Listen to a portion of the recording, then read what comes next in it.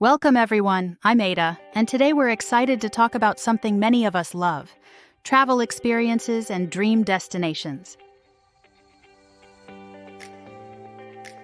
Hi, Ada. Traveling is a great topic because it helps us learn new words and expressions about places, cultures, and adventures.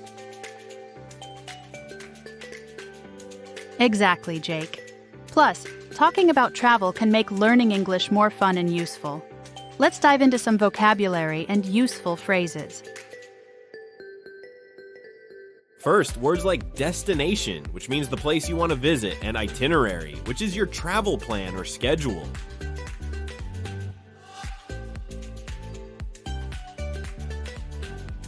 Also, souvenir means a small gift or object you bring back from a trip. For example, I bought a souvenir from Paris last year. That's a great example. We also use the phrase off the beaten path, meaning a place that is not popular or crowded, perfect for unique experiences.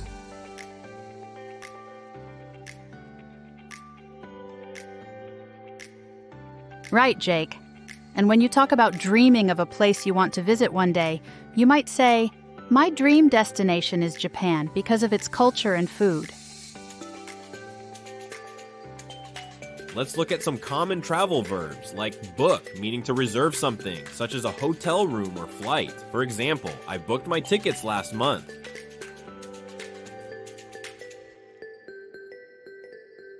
Good point.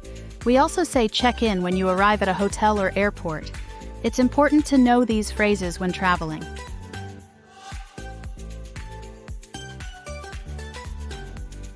Another useful phrase is get around, which means how you travel inside a city or country. For example, we got around by bus and taxi.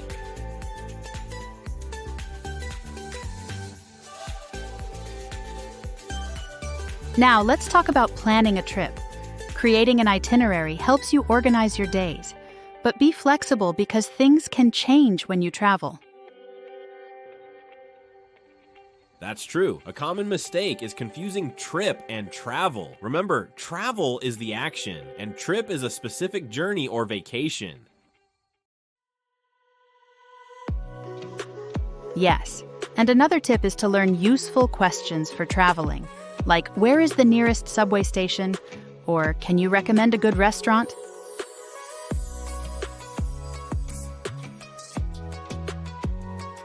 Listening carefully to accents and intonation can help a lot. Don't be afraid to ask for clarification if you don't understand something during your travels.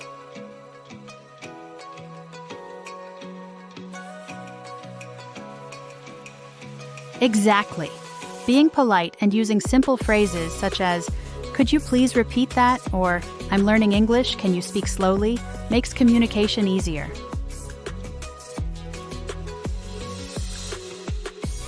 In real situations, you might say, "I'm going to visit Italy next month. Do you have any tips?" This kind of small talk can help you connect with locals.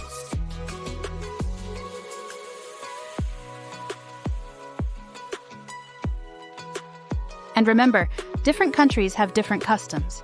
For example, tipping practices vary. Learning these cultural notes is important for respectful travel.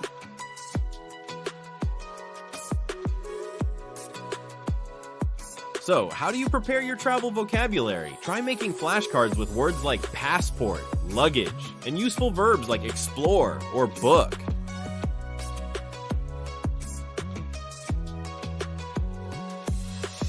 To sum up, talking about travel is a great way to practice English. Use new words, ask questions, and learn about cultures while having fun.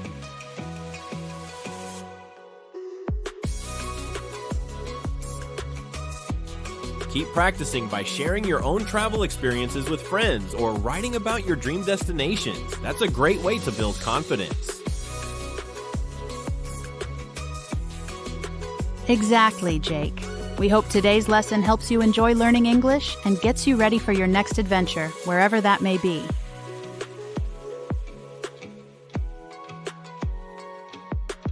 Thanks for listening. Don't forget to practice, subscribe, and join us next time for more fun English lessons. Safe travels and see you soon.